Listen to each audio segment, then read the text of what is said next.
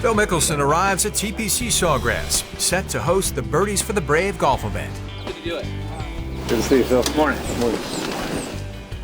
To see the way the entire PGA Tour itself, as well as all the players, support so many of our military charities, it's really cool to be a part of this. Thanks for being here. I want you to have one of my ball marks. Oh, very cool. My flag. That's awesome. It's pretty cool. Bring you good luck. It's such a great feeling to take advantage of this great game of golf and all that it's given me.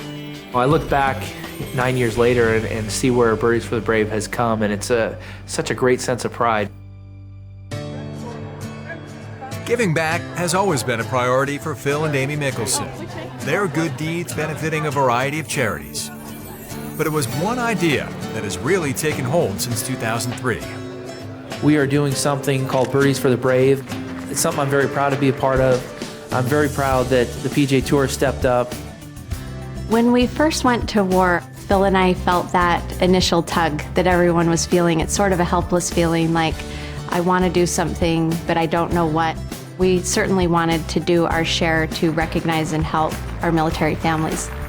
There were a couple of military charities that Amy and I really had an affinity towards. One was Homes for Our Troops, and another one was the Special Operations Warrior Fund. For every birdie and eagle Mickelson made in competition, a donation was made to these two military charities.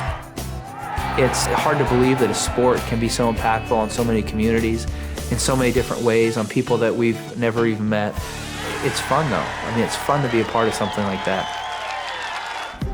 Over the past decade, Birdies for the Brave has grown into an umbrella organization that now supports 10 military charities.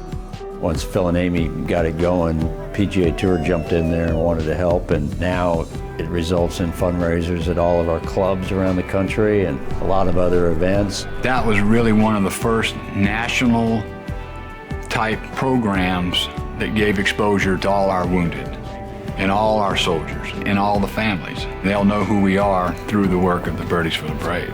My dad was in the military. He was in the Navy for a number of years, and so I've been touched directly by somebody close to me.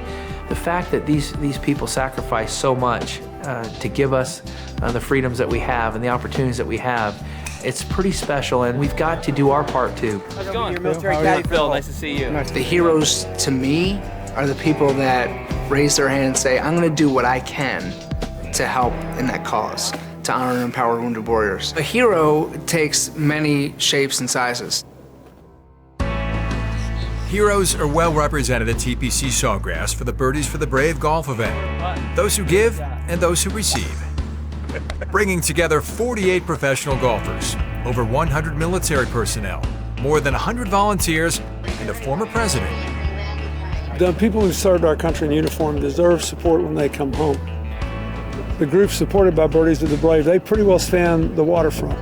I'm very grateful to Phil Mickelson, to Amy. I think they're wonderful people for doing this. They've raised over $10 million since the beginning of the Birdies for the Brave.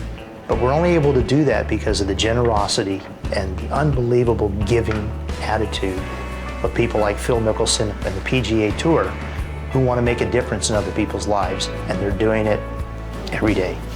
The great thing about supporting our military is that it gives every citizen of the United States a feeling of helping out. Even though I'm not on the front line, I'm not putting my life at risk day in and day out the way our soldiers are, I still have an obligation to this country.